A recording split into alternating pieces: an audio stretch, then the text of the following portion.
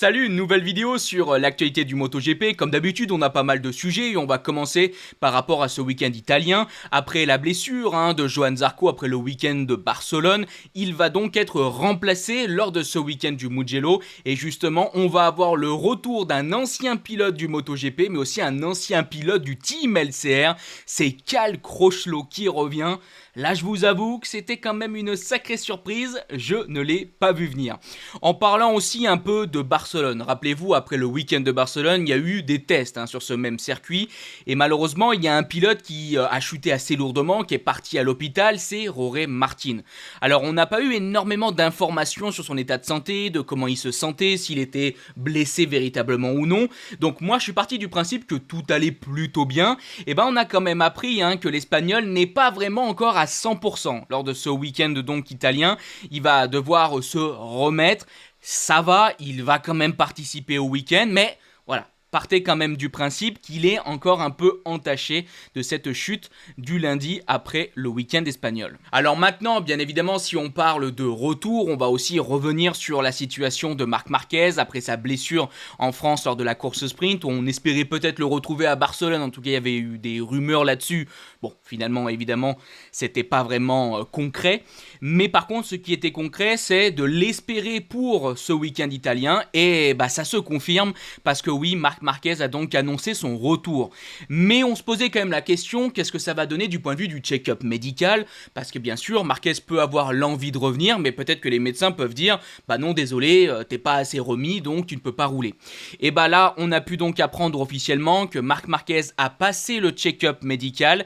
Il va pouvoir participer à la FP1 du vendredi. Par contre, après cette FP1, il va devoir faire un nouveau check-up médical pour voir si tout va bien.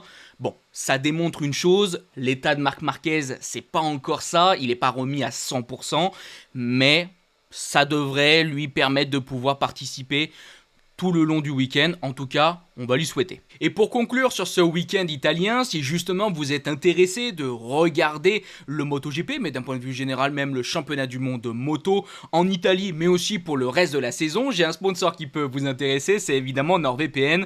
Alors NordVPN, ça vous permet aussi de sécuriser vos connexions en ligne, ça permet de nombreuses choses, mais surtout ça permet d'avoir accès à de nombreux sports mécaniques sans coût supplémentaire, et ça très simplement, tout ce que vous avez à faire c'est installer et ensuite ouvrir l'application. Et il y a par exemple deux choix qui s'offrent à vous. Soit vous allez vous connecter en Belgique et sur internet aller sur le site de la RTBF Ovio, soit vous allez vous connecter en Suisse et sur internet aller sur le site de la RTS. Voilà, c'est vraiment pas plus compliqué. Alors je rappelle quand même que pour ceux qui voudraient plus d'informations, vous avez un lien en description qui est un tuto fait par mes soins qui vous montre étape par étape comment tout ça fonctionne. Et bien sûr, en commentaire épinglé et en description, vous avez mon lien NordVPN qui vous permet d'avoir des très grosses promotions sur les abonnements d'1 an, sur les abonnements de 2 ans. Vous avez en plus des mois gratuits offerts et bien évidemment la garantie satisfait ou remboursé de 30 jours. NordVPN, je suis en partenariat avec eux maintenant depuis des années et des années. Ça se passe très bien, donc je pense que vous allez être aussi très satisfait. Bref, n'hésitez pas à aller voir tout ça. On continue maintenant notre vidéo. En tout cas, maintenant, on va parler un peu de 2027 avec ces nouvelles machines 850 cm3 qui ont fait un test sur le circuit de Misano. Alors bon, techniquement, c'est pas vraiment les machines qui ont fait un test, mais plutôt les pilotes avec ces machines, mais vous avez compris l'idée.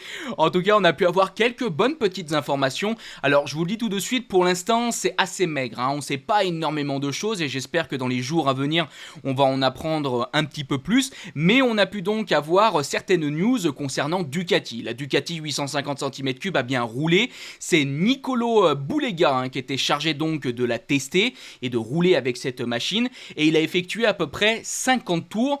Et on a eu donc une info du point de vue des chronos. Alors attention, comme d'habitude, ces chronos, c'est pas quelque chose de concret. Mais je vous en parle parce que ça permet de comprendre une certaine dynamique. Et le meilleur tour qu'a réalisé Boulega, c'est 1:31.9. Et on est entre guillemets, qu'à seulement 2 secondes du record du circuit qui a été réalisé par Francesco Bagnaia en 2024. C'était en Q2, si je me rappelle bien, et il avait réalisé 1:30.031.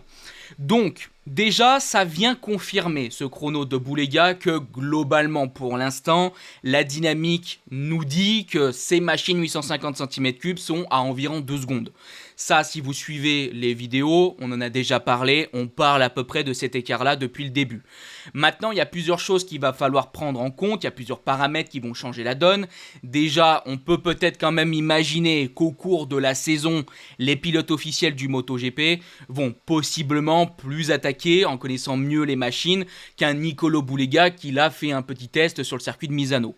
Il va falloir déjà voir un peu l'évolution des chronos. Parce que le chrono qu'a par exemple réalisé Pecco en 2024 est sur une Ducati qui connaît très bien, une MotoGP on va dire d'un point de vue général qui est globalement le même principe depuis des années et des années.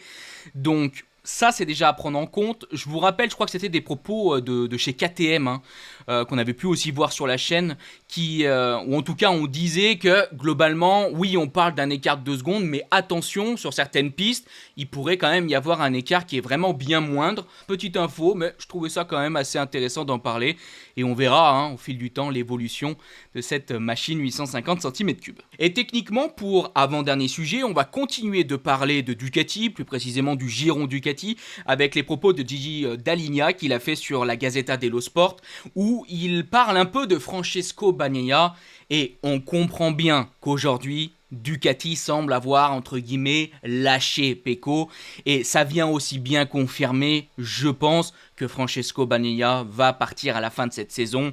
Alors, bon, moi j'en suis certain à 99% de toute façon qu'il va partir, j'ai pas besoin des propos de Dall'Igna, mais voilà, ça vient aussi un petit peu éclaircir la situation actuelle, et on comprend bien, bon, que le torchon brûle, entre guillemets. Il a donc déclaré: avec Pecco, j'ai partagé le plus grand moment de ma carrière en MotoGP et remporté le championnat du monde 2022. Ce fut un moment de joie incroyable qui me touche encore aujourd'hui et pour lequel je le remercie. C'était fantastique. Mais d'un autre côté, dans la vie, un manager doit prendre des décisions professionnelles qu'il ne prendrait pas à titre personnel. Le pilote doit être respecté car c'est une personne, mais il y a 200 autres personnes qui travaillent à mes côtés et je suis responsable de ces 200 personnes. Je dois penser au bien des 200 personnes plutôt qu'à celui de l'individu, et parfois les deux sont contradictoires. Bon, je pense qu'avec les propos de Gigi Dall'Igna, vous avez quand même compris l'idée, même si avec ses déclarations, il essaie de passer un petit peu entre les gouttes. On comprend bien que Pecco ne représente plus l'avenir du projet Ducati. Aujourd'hui, même s'il y a une entente qui est là, évidemment, entre Dall'Igna et Pecco, et même d'un point de vue général entre Ducati et le pilote, bon, on comprend bien que le projet maintenant va avancer sans lui et va se faire sans lui.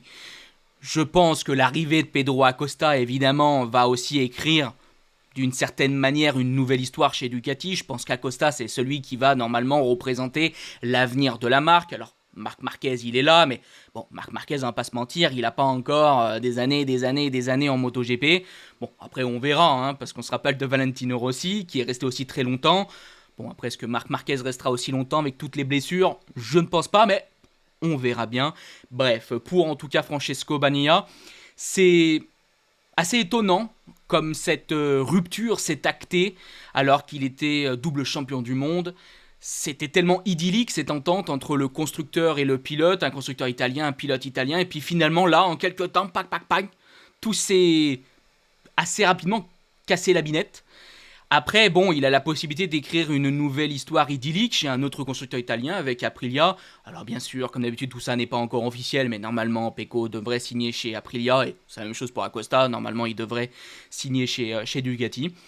Donc bon, à voir aussi comment ça va évoluer pour lui, à voir comment va évoluer ce projet Ducati, mais on comprend bien qu'il va y avoir des gros changements, comme j'ai pu déjà vous le dire plus d'une fois, dans ce MotoGP de ces prochaines années.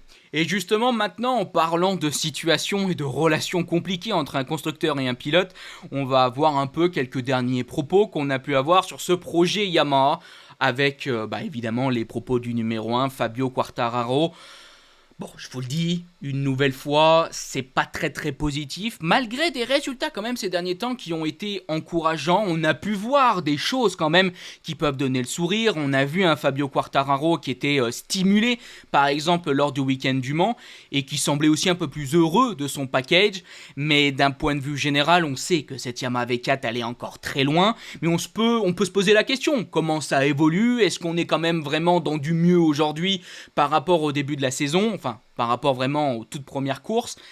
Bon, après le week-end de Barcelone, Fabio était une nouvelle fois quand même assez dubitatif. Il a déclaré « c'est toujours la même chose ». On a fait la première course, on a fait 12 tours, donc on a laissé de la gomme en piste. Automatiquement, dans la troisième course, mon grip était nettement meilleur. J'ai pu être plus rapide, mais j'étais juste bloqué derrière Marco et notre grip. Je freinais super tard, mais je n'ai pas les mots. C'est difficile. C'est toujours la même chose, on ne trouve aucune solution pour progresser dans le turning, la vitesse de pointe. On est vraiment loin et on ne sait pas comment progresser. Je suis un peu fatigué. C'est comme ça que conclut donc le français. Je suis un peu fatigué. Et je sais, à chaque fois je vous le dis quand on parle des propos de Fabio Quartararo, je sais bien que beaucoup de gens n'apprécient pas les critiques, des fois c'est vrai, très acerbes, de Fabio envers son constructeur. Je rappelle toujours qu'aussi, très souvent, le pilote répond à des questions, donc les questions orientent la réponse du pilote. Et vous imaginez bien que souvent, Fabio, on lui demande comment va le projet Yamaha, et Fabio, il va pas dire tout va bien alors que tout va mal. Moi, comme je le dis aussi très souvent, j'aime que Fabio Quartararo ne soit pas langue de bois. Quand ça va, il le dit, quand ça va pas, il le dit aussi. Bon, là on comprend qu'il est usé par cette situation, et moi j'ai envie de vous dire, je le comprends bien. Parce qu'on a pu le voir au Mans et on a pu le voir à maintes reprises ces dernières années, Fabio c'est un pilote qui se donne à 100%. C'est un pilote qui vraiment a aussi l'amour de ce sport bien sûr dans le sang, dans le cœur. S'il y a eu un reportage récemment sur Canal+, qui s'appelle Obsession par rapport justement, ce reportage il est par rapport à Fabio, il s'appelle pas Obsession pour rien, parce que Fabio c'est quelqu'un qui a une obsession et c'est cette catégorie, c'est aller vite, c'est être capable d'être de nouveau champion du monde. Donc quand tu vois ce qu'il est capable de faire, ce qu'il est capable de donner en termes d'énergie physique et psychologique, oui, je peux comprendre qu'au bout d'un moment, t'es fatigué par ce projet qui mouline, qui rame et qui tourne en rond, et puis un oui, et puis un non, et puis peut-être, et puis en fait non, et puis ah oui, et puis en fait non, pas du tout. Bref, il y a un moment, vous imaginez bien quand même, oui, c'est un professionnel, oui, il est très bien payé, oui, évidemment, il fait quelque chose qu'il aime quand même sur le papier, mais psychologiquement, ça doit quand même être une situation usante. Alors pour quand même conclure là-dessus avec une petite note positive, je vais vous montrer les propos d'Alex Rins qui essaie de nous faire comprendre que possiblement Yamaha pourrait essayer d'améliorer un peu cette situation en 2027 en disant que Yamaha continue de travailler sur la moto. Il a déclaré « Ils sont concentrés sur cette moto, je crois qu'ils ne veulent pas finir la saison comme on l'a fini. On attend quelque chose. » Alors est-ce que Yamaha va véritablement apporter des modifications concrètes qui vont permettre aux pilotes de pouvoir exploiter un peu plus de potentiel sur cette machine? Alors on va évidemment le souhaiter, on va évidemment l'espérer, mais j'ai l'impression que ça fait 3 ans que je vous dis peut-être que, et puis il n'y a pas de peut-être. Donc bon, je vous avoue que moi j'y crois plus trop, surtout en plus, alors qu'on est en passe de passer au nouveau projet 850 cm3. Bon, je pense pas qu'on va apporter des changements absolument majeurs sur cette machine. On le sait, de toute façon, on l'avait bien compris dès le début de cette année et de cette saison. Cette année 2026 est une année, on va dire, pour tout simplement travailler, préparer l'avenir. C'est une année de transition, voilà, c'est le mot que je cherchais. Donc bon, c'est frustrant pour les pilotes, c'est peut-être plus compréhensible pour Yamaha qui a mis énormément d'argent dans ce projet V4, donc on essaie de voir un petit peu, de prendre le plus d'infos possible pour peaufiner le V4 850, mais c'est vrai que pour un pilote comme Fabio qui se donne à 200%, qui veut se battre pour le championnat du monde, c'est dur. Parce qu'encore une fois, tu as une moto qui tourne beaucoup en rond. Donc bon, nous verrons bien, surtout en 2027, je croise les doigts. Mais je peux pas vous mentir, j'ai du mal à beaucoup y croire, voilà, mais allez, faut quand même espérer, c'est quand même la base, et ça reste un constructeur absolument exceptionnel, qui a des fonds, des ingénieurs extrêmement talentueux, qui aura sûrement aussi l'année prochaine de très bons pilotes, donc ça peut bien évidemment fonctionner, il faut quand même essayer de garder espoir. Bref, pour moi on est arrivé à la fin de cette vidéo, j'espère que d'un point de vue général elle vous a plu, et si elle vous a plu n'hésitez pas à la liker, partager, commenter, on se donne donc rendez-vous dans quelques jours, je vous dis bye bye les potes, ciao.